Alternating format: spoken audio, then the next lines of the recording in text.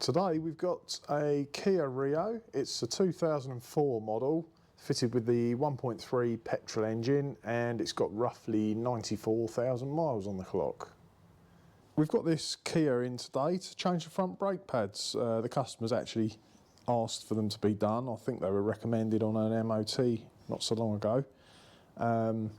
First of all, I'm going to drop that back down on the ground and just loosen these wheel bolts.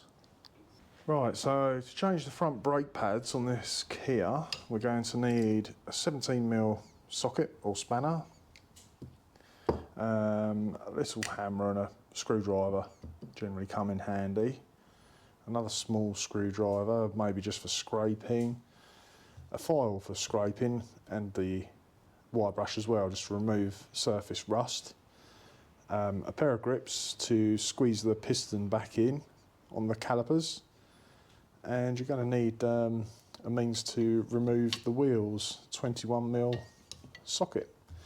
Also got some brake cleaner, some maintenance spray, there's some copper slip and some silicone grease. I've got my breaker bar here with a 21mm socket for these nuts, I think they are, not bolts. And as you may notice, for some reason, it appears to have Vauxhall wheels on it. Vauxhall Corsa, I think they are. Didn't even realise they were the same stud pattern. Some alloy wheels do come fitted with a locking wheel nut or bolts, and you get a key, a specially shaped socket to remove that, so it's a good idea you can locate that before you start the job. You'll just have one on each wheel. This vehicle hasn't got any fitted though. Right, next we'll loosen the cap on the brake fluid reservoir. Right. Brake fluid reservoir is over here. And as you can see, it's brim full. So I am going to use something to drain that down slightly, because when you push the piston back in the caliper, it will overflow and some will come out. You can just put a load of rags all around here to collect it, or you could use a baster or something like that to remove the excess fluid. I'm not sure if that little filter will come out. Oh yeah, it will.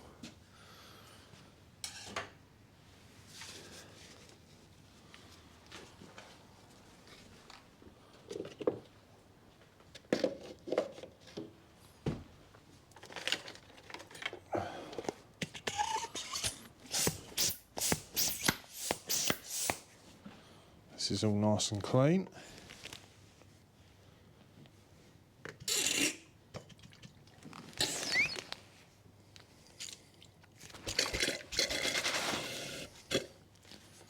Right, that should do.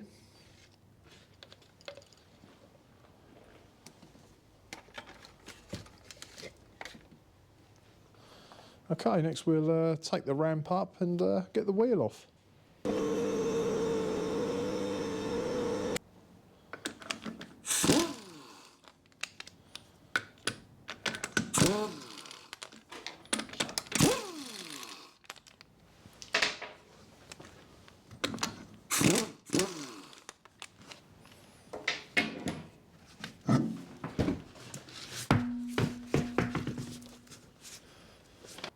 So the discs on this, they feel fine, there's not a lip on there at all. The brake pad, you can see the backing there, you can see a little bit of the lining down there. That's the disc. There's the lining, and the bit over here is the backing. I'll turn it round and we should be able to see a bit more. There we go. And if you look in there, I'll turn the disc so you can see that's the brake disc, there's the pad, and there's the backing, and there's the piston, which we will need to push back in. I think this side is slightly lower. So we'll go ahead and remove the caliper next. This caliper's got a slider at the bottom, a 17mm head and the same at the top. You can possibly get away with just removing the bottom one.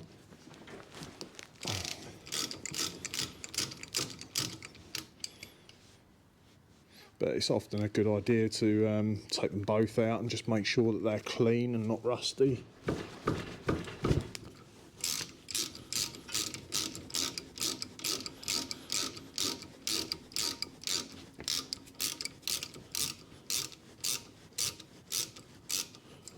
Sometimes the rubber boots, they get split, or they can actually come right off, and then the water gets in, and that's when these sliders will get stuck, and it will give the same feeling as having a seized brake caliper. These actually, they're clearly not seized because I wouldn't be able to turn them, but I will clean them off and lubricate them. There we go. Put that up there for a minute. I have got a hook here which can support it. Just hold it out of the way for a little while. And we'll get the brake pads out next. These should move freely in there. Sometimes they can get stuck and again give the same impression of it as a seized brake caliper, but actually it's just the pad stuck in its shims there, the little rattle shims. Right, they're both out. I mean, they've still got a little bit of life left in them yet. They're not absolutely worn out. If I grab a new pad, you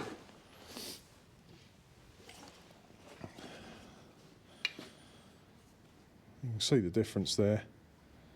I will double check with the customer that they still want to go ahead and change these, because I'd say they're just over half worn, roughly. I think that one's a little bit lower. I will check the other side though, maybe that's even lower. They should all wear evenly, but like I say, sometimes they'll stick and one will wear down more than the other. So I'm going to start by removing these two anti-rattle shims. I should just pop off of here. That's it. I want to give these a good clean up on both sides, just a white brush. You often find that these corrode, particularly the bottom ones where the water sits, and you get flakes of rust in there, which reduces the gap for the pad to sit in and pinches it and stops it moving so freely. Although them ones didn't seem too bad, but I will. It's a good idea to clean them up anyway as you come this far.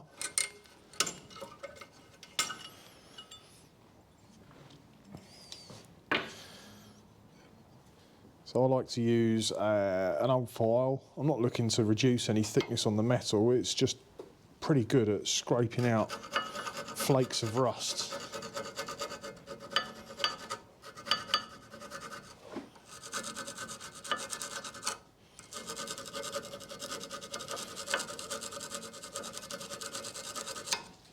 I'll grab my wire brush.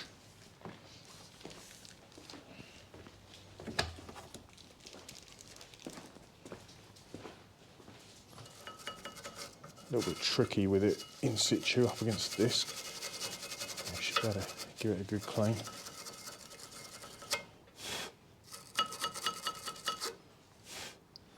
And also these shims, just a bit of a wire brush. It's mainly just dust on these.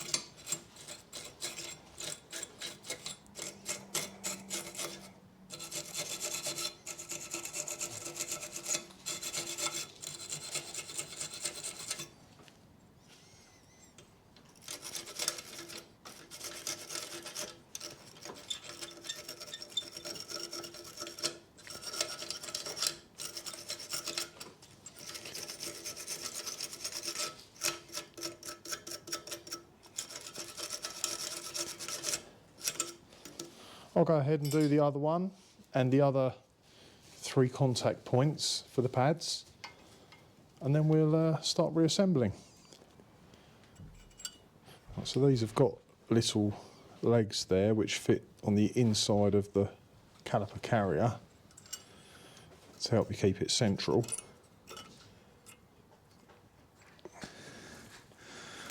Quite a snug fit, so you might need to tap it down.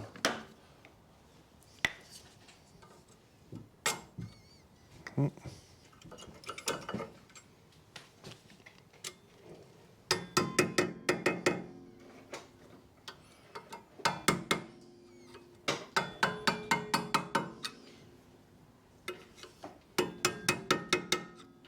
little bit fiddly. Probably going to struggle a bit more with this one.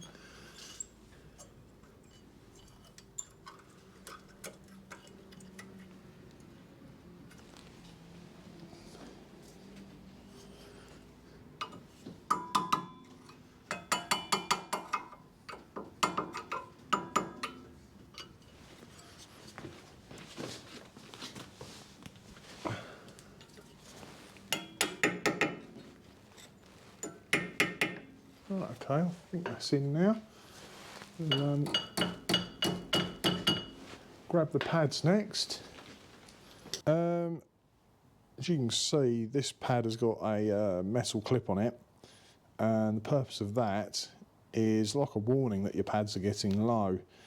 As soon as that lining material wears down to that level, this rubs on the brake disc and makes a horrendous screeching noise. So it just gives you a little bit of warning before it actually goes metal to metal. This goes on the piston side of the caliper, on the inside, up the top. I'm just putting some grease on the ears of the pads. Don't need lots, just a light coating. Just to hopefully help them slide around in those shims. There we go. Yeah, so that's a snug fit, but you can still wobble them about, which is perfect.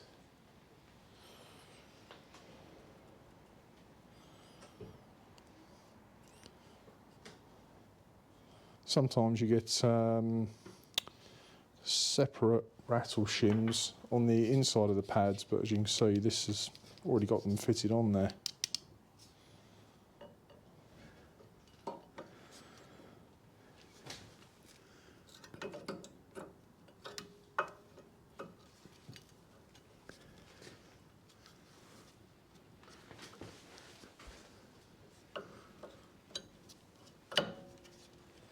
So, yeah, nice snug fit.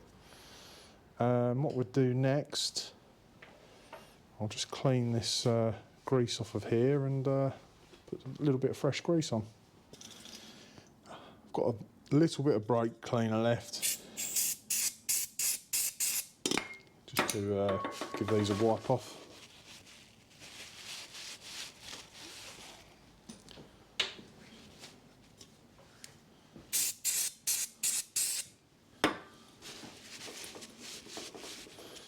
Brilliant degreaser, that brake cleaner. I've actually got some silicone grease, being as there's a rubber part to this slider.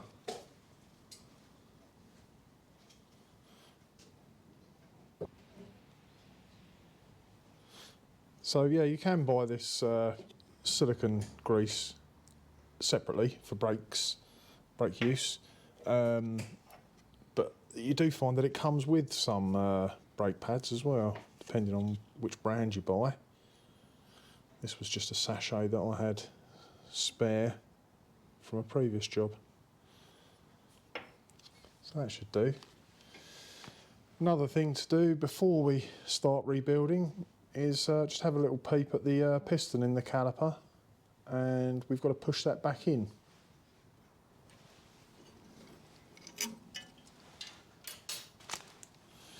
Right, so this piston should be like a shiny chrome-ish finish, as you can see it is down there. Sometimes be very careful if you do this with a screwdriver, because you don't want to make a hole through this seal. if these seals get damaged, the water gets in and sits in there and it corrodes these, and that's when the problem starts. But that looks good.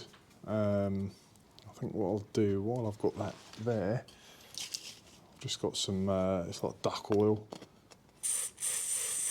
Just put a little bit under there, just to help with any moisture that may be in there and help ease the piston back in.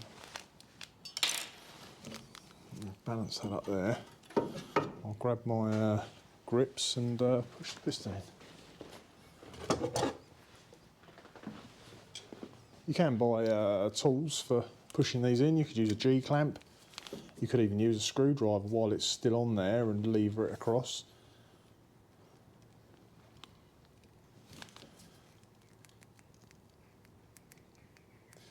That's when the brake fluid tends to push back up into the reservoir and come out and dribble everywhere. Right, and make sure that pipe isn't twisted. It should slide just back on.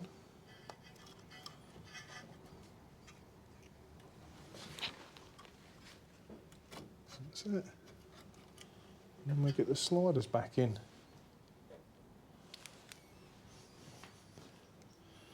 One with a rubber bit on it, up the top.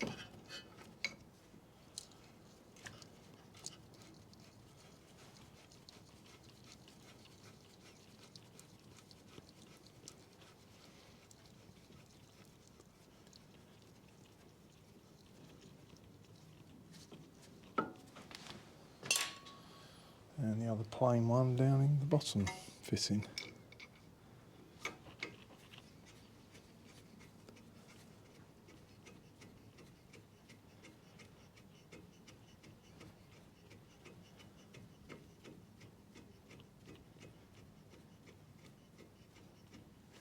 Has that gone in? Right.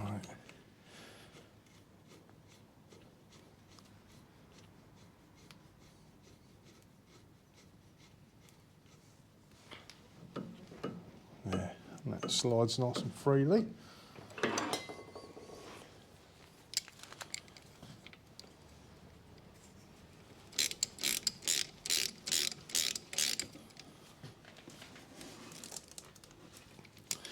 As with all fixings on the car, nuts and bolts, well, on anything in general really, mechanical fixings, you will find a tightening torque. You just need to be sensible about it and nip it up.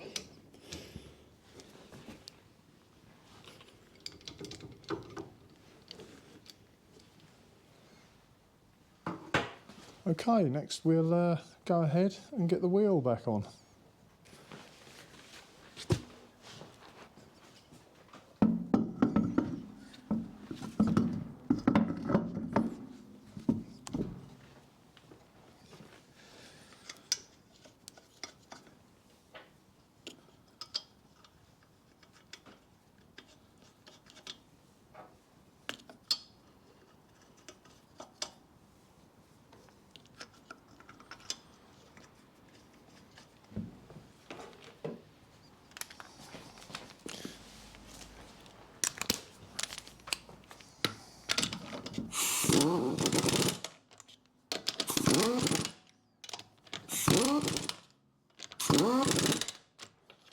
Right, we'll drop it down on the floor next and check the tightness of those nuts.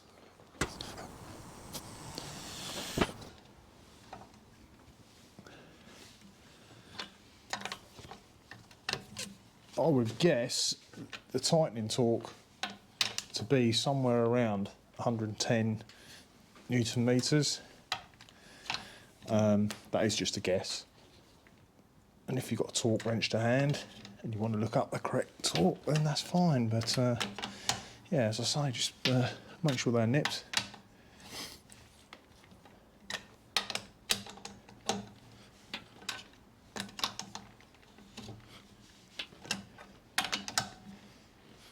That's it, I'm happy with that. We'll check the state of the brake reservoir next. So we can see there the fluid is up the top, but one part of the job, which is very important, is to pump the brake pedal. Sometimes this can get forgotten, and the first time you jump in the car to move it, you get a bit of a nasty surprise because you hit the brakes and it will take a couple of pumps to the pedal before anything happens. It will just go straight to the floor. Right, that pedal's pumped up hard again now, which has pushed the pistons back out. We have done the identical job on the other front wheel, just didn't record it because it is exactly the same. That looks a pretty good level actually, up to the maximum. If it's still slightly too much, I wouldn't worry too much about it, as long as you've got a reasonable air gap at the top. You can see that's on the maximum mark there. I need to put the filter back in the top there, the little mesh. If you do need to top up, make sure you've got some new fluid in a sealed container, because it does absorb moisture over time. And that's it. All that's left to do now is, as I do with all of my jobs, give it a road test. Brakes possibly won't feel great the first few times you use them, as they will need to bed in. And then I'll just come back and give it a once over, just double check everything by eye and make sure I'm happy.